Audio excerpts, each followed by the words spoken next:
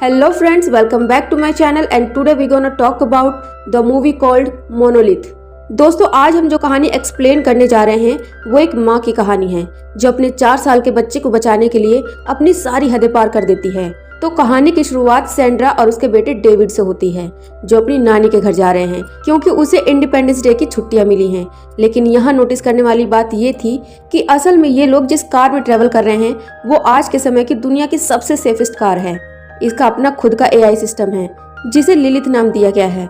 वो car driver के हर एक चीज को एनालाइज करती है और उसे सही डायरेक्शन में गाइड करती है। और इस कार में एक वोल्ट मोड भी है जिसे ऑन करने पर पूरी कार एक तिजोरी की तरह लॉक हो जाएगी जिसे खोल पाना नामुमकिन के बराबर है।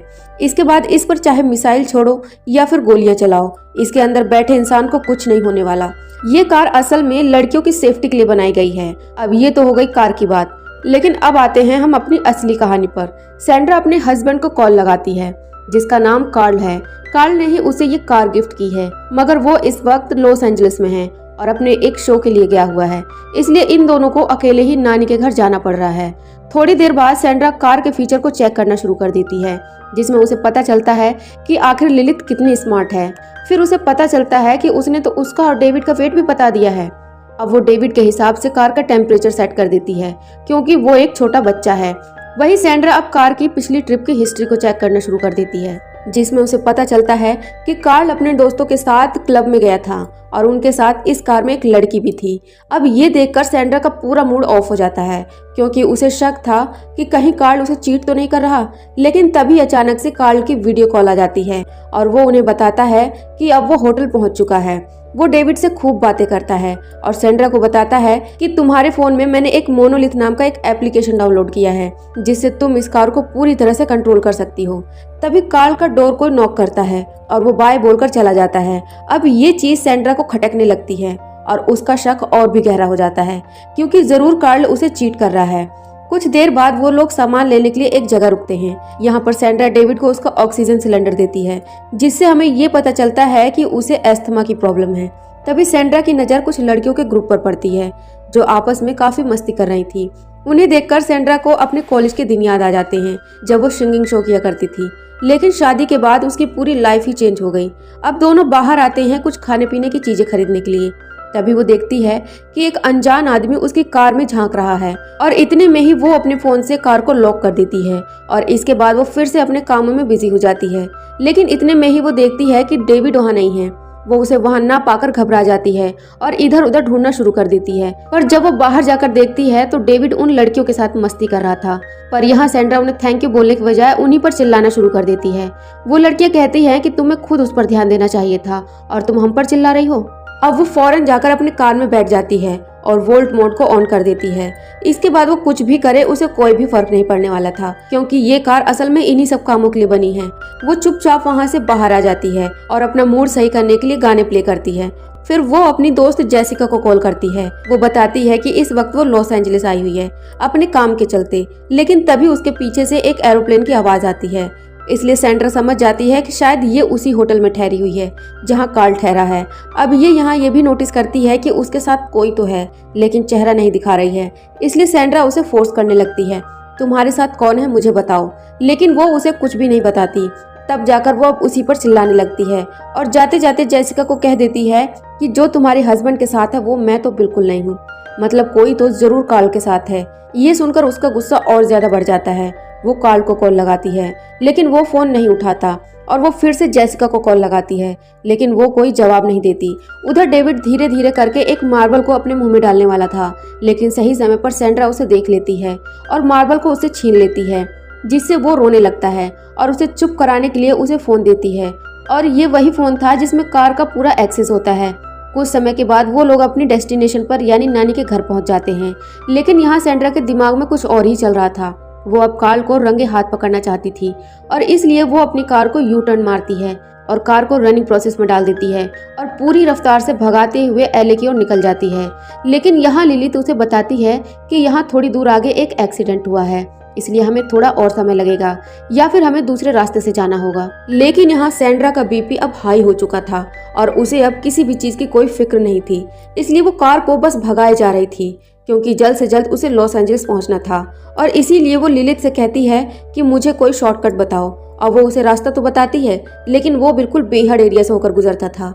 लेकिन उसे डरने की क्या जरूरत थी, वो इस समय एक ऐसे कार में बैठी है जिसे कोई चीज छू भी नहीं सकती। अब सैंड्रा आराम से पूरी रात कार ड्राइव करती है और कुछ देर बाद उसे एक लाइट दिखती है जहां रुककर वो फ्रेश होने का सोचती है, लेकिन असल में वो लाइट एक पावर हाउस की थी, इसलिए यहाँ पर कोई भी इंसान नहीं था। इसलिए वो थोड़ा और आगे जाती है और अब टेंशन की वजह से उसने कार में सिगरेट जला ली थी, जो कि वो बहुत ही बड़ी गलती कर बैठी थी, क्योंकि लिलिथ स्मोक को डिटेक्ट कर लेती है और अलार्म बजना शुरू हो जाता है। इसके बाद होना क्या था, पूरी कार में रेड अलर्ट हो जाता है, अलार्म बजता रहता है और वो उसे कहती है कि ये कोई इमरजेंसी सिचुएशन नहीं है, मैंने बस एक सिगरेट जलाई है। लेकिन वो तो सिर्फ एक मशीन है। वो एआई को मैनुअल मोड पर डाल देती है, मतलब एआई को बंद कर देती है और पूरा का पूरा कंट्रोल अब सैंड्रा के हाथों में आ जाता है, जो कहीं न कहीं बहुत अच्छा भी है और बहुत बुरा भी। ऐसा मैं क्यों कह रही हूँ ये अभी आपको थोड़ी देर में पता चल जाएगा। डेविड खांसना शुरू कर देता है क्योंकि उसे अस्थमा था, इसलिए सैंड्रा सिगरेट को फेंक देती है। आपको याद होगा कि सैंड्रा ने डेविड को चुप कराने के लिए वो फोन दिया था जिसमें कार का सारा एक्सेस होता है। तभी अचानक से उसकी कार का एक्सीडेंट हो जाता है और अब एक हिरन उसकी कार के नीचे आ चुका था। पर इन लोगों को कुछ भी नहीं होता क्योंकि ये दुनिया की सबसे सेफेस्ट कार है। मगर सैंड्रा चाहती तो वो यहाँ से आराम से निकल सकती थी क्योंकि उसके अलावा यहाँ पर कोई भी नहीं था, लेकिन वो ऐसा नहीं करती है। वो नीचे उतरती है और उस हिरन को देखती है जो अपनी आखिरी सांसें गिन रहा था। लेकिन अब यहाँ सैंड्रा की दिक्कतें बढ़ने वाली थी क्योंकि उधर डेविड ने गेम की बजाय मोनोलिथ ऐप को ऑन कर दिया था और वो इसमें वोल्ट मोड को ऑन कर देता है। इसके बाद होना क्या था, पूरी कार एक बंकर बन जाती है और चारों ओर से लॉक हो जाती है। अब ये बात जब सैंड्रा को पता चलती है तो वो पागल सी हो जाती है क्योंकि उसे इसका अंजाम पता था। वो पूरी कोशिश करती है कि कैसे भी करके गेट खोले, लेकिन नहीं खोल पाती, इसीलिए वो दुनिया की सेफेस्ट कार है। सब कुछ ट्राई करने के बाद वो देखती है कि डेविड के हाथ में अभी भी फोन है और वो ऐप भी खुला हुआ है, इसलिए वो उसे समझाती है कि इस मोड को ऑफ कर दो। लेकिन वो सिर्फ 4 साल का बच्चा है, उसे इतनी समझ नहीं है और कुछ ही देर में वो फोन भी उसके हाथ से छूट जाता है और नीचे गिर जाता है और अब कुछ भी नहीं हो सकता था। अब यहाँ से कहानी का असली थ्रिलर शुरू होता है। दोस्तों, आपको एक चीज सीखने को जरूर मिलेगी कि टेक्नोलॉजी हमारे लिए जितनी अच्छी है उतनी ही खतरनाक भी है। अब सैंड्रा लिलिथ से बात करती है, लेकिन उसने ही एआई को खुद बंद कर दिया था।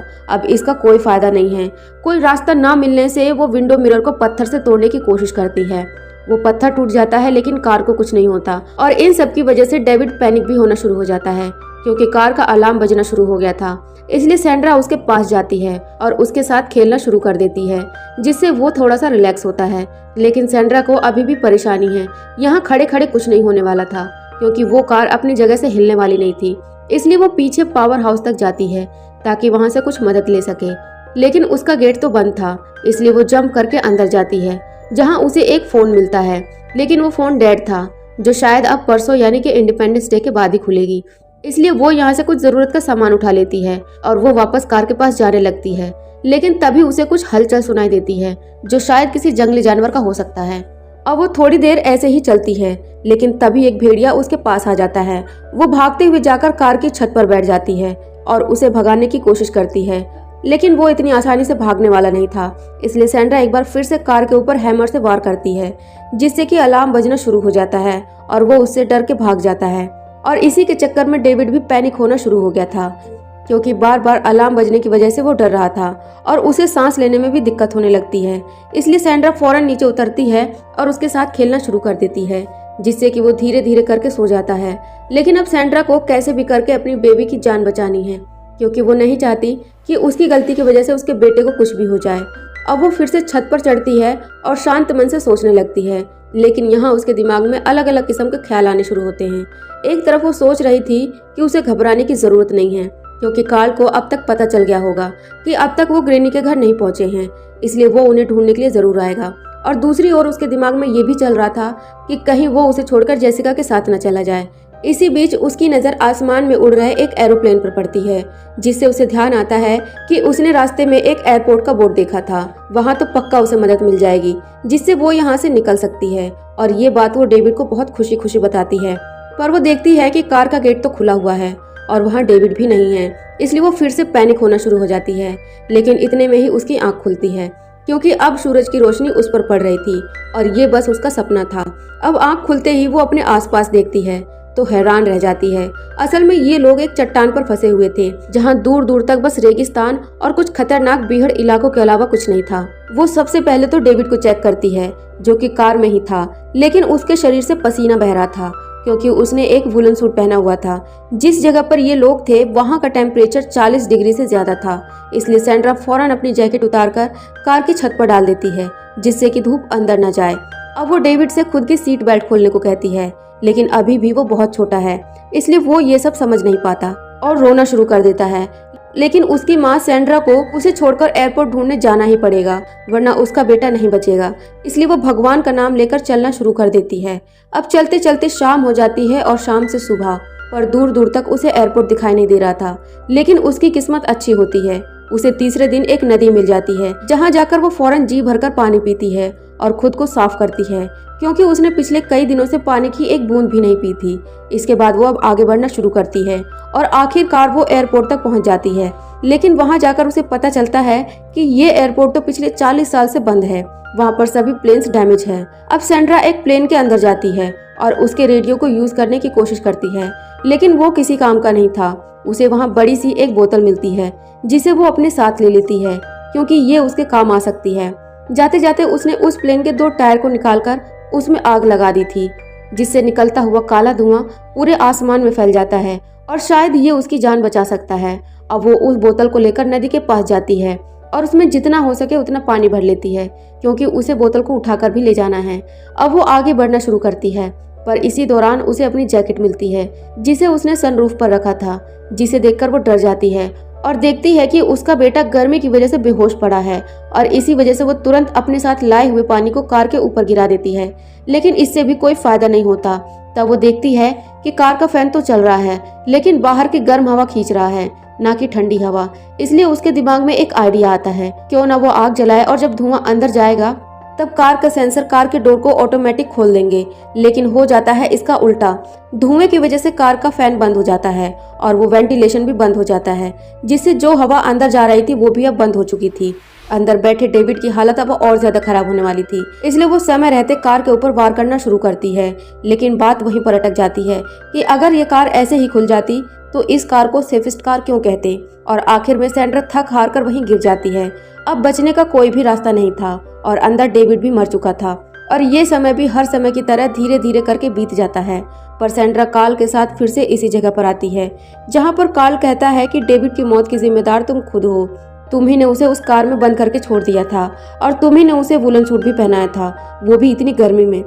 तभी सैंड्रा की आंख खुल जाती है, क्योंकि ये सब एक सपना था। अब वो डेविड को दोबारा चेक करती है, ये देखने के लिए कि वो मर चुका है या जिंदा है, लेकिन उसे कुछ भी नहीं पता चलता। अब सैंड्रा ने जीने की उम्मीद छोड़ दी थी, क्योंकि उसे ये लगने लगा था कि डेविड अब नहीं बचा। और अब वो कहती है कि बेटा तुम तो स्वर्ग में जाओगे, लेकिन मैं नर्क में जाऊंगी। तभी डेविड अपना हाथ हिलाता है, मतलब डेविड अभी जिंदा है। सैंड्रा को ये देखकर दोबारा से जीने की उम्मीद मिल जाती है।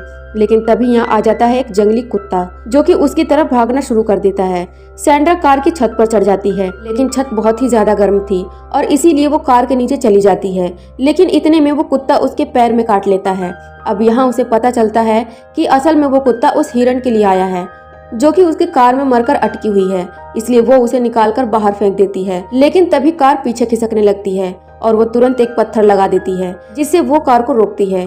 अब यहाँ सैंड्रा को एक आइडिया आता है कि क्यों ना वो इस कार को पहाड़ी के नीचे फेंक दे, जिससे कि नीचे जाने के बाद हो सकता है कि उसका गेट खुल जाए। ऐसा ही कुछ उसने कार की कंपनी वालों से भी सुना था। अब सैंड्रा इतनी तो कॉन्फिडेंट थी कि अंदर बैठे डेविड को कुछ नहीं होगा, और अब वो कार को धक्का देना शुरू करती है और धीरे धीरे वो कार सीधा नीचे जाकर खाई में गिरने वाली थी। लेकिन यहाँ पर कार को पता चल जाता है कि अब वो ग्राउंड से ऊपर है, इसलिए अब वो अपने आप को खुद बैलेंस करना शुरू कर देती है। उसके मोशन सेंसर्स ऑन हो जाते हैं। वो कार इतनी एडवांस होती है कि कार खुद को सीधा कर देती है। साथ ही उसके सारे गेट भी खुल जाते हैं और बिना कुछ आवाज करे जाकर नीचे गिर जाती है, वो भी बिल्कुल सीधी। अब सैंड्रा भी नीचे पहुंच जाती है और वो कार को बिल्कुल सही सलामत देखकर हैरान होती है। लेकिन तभी उसकी नजर गेट पर पड़ती है, जो कि अब खुल चुका था। वो फौरन डेविड को बाहर निकालती है और उसके कपड़े उतार देती है ताकि वो होश में आ सके। अब आप सोच रहे होंगे कि कार का गेट कैसे खुल गया। तो दोस्तों, इस कार को इस तरह से डिजाइन किया गया था कि अगर उसका एक्सीडेंट हो जाता है तो गेट अपने आप खुल जाएंगे। क्योंकि अंदर बैठे इंसान को बाहर निकलना होता है ताकि वो अपनी जान बचा सके। और इसी चीज का फायदा उठाकर सैंड्रा ने अपने बेटे की जान बचा ली थी, लेकिन यहाँ उसे डेविड को हॉस्पिटल लेकर जाना होगा। इधर हम दूसरी तरफ देखते हैं कि कार का पूरा सिस्टम रिबूट होता है और वो फिर से ऑन हो जाती है। अब सैंड्रा इस कार का पूरा इस्तेमाल करने वाली थी। अब वो अंदर जाकर पहले तो कार का ऑफ रोड मोड ऑन करती है, जिससे कार के टायर्स ऊपर उठ जाते हैं और ये कार ऑफ रोड के लिए तैयार हो जाती है।